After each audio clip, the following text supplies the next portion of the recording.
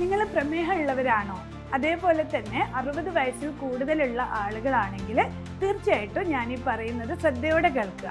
എൻ്റെ കൺസൾട്ടേഷൻ വരുമ്പോൾ ഒരുപാട് രോഗികൾ അവർക്ക് മെയിനായിട്ടും പലതരം വേദനകൾ കൊണ്ട് നടക്കാൻ പ്രയാസമുള്ള ആളുകളുണ്ടാവും. ഒന്നുകിൽ മുട്ടുവേദനയായിരിക്കും, അല്ലെങ്കിൽ നടുവേദനയായിരിക്കും. അത്തരം വേദനകൾ വെച്ചിട്ട് അവർക്ക് നടക്കാൻ കഴിയാത്തത് കൊണ്ട് ഷുഗർ നിയന്ത്രണത്തിൽ വരുന്നില്ല.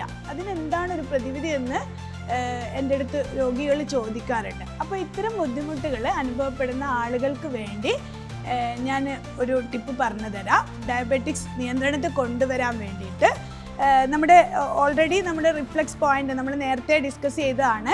റിഫ്ലക്സ് പോയിന്റ്, പാൻക്രിയാസിൻ്റെ പോയിന്റ് നമ്മളെ കൈയുടെ ഈ ഭാഗത്ത് വരുന്നുണ്ട്. അപ്പോൾ ഇതിനെ നമ്മൾ പ്രഷർ കൊടുക്കുക. അതോടൊപ്പം തന്നെ സോളിയസ് പമ്പ് എന്ന് പറയുന്ന ഒരു മെത്തേഡ്, നമ്മുടെ പാദം നിലത്ത് നിർത്തിക്കൊണ്ട് ഉയർത്തുകയും താഴ്ത്തുകയും ചെയ്യുന്ന ഒരു മെത്തേഡ്.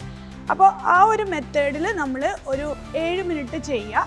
തിരിച്ചും കുറച്ച് സമയം ബ്രേക്ക് കൊടുത്തിട്ട് വീണ്ടും 7 മിനിറ്റ് ചെയ്യുക. അങ്ങനെ 1 മണിക്കൂർ വരെ നമ്മൾ എന്തെങ്കിലും TV കാണുമ്പോഴോ അല്ലെങ്കിൽ പത്രം വായിക്കുമ്പോഴോ ഏത് ടൈമിൽ വേണമെങ്കിലും നമുക്ക് ഈ വ്യായാമം ചെയ്യാവുന്നതാണ്.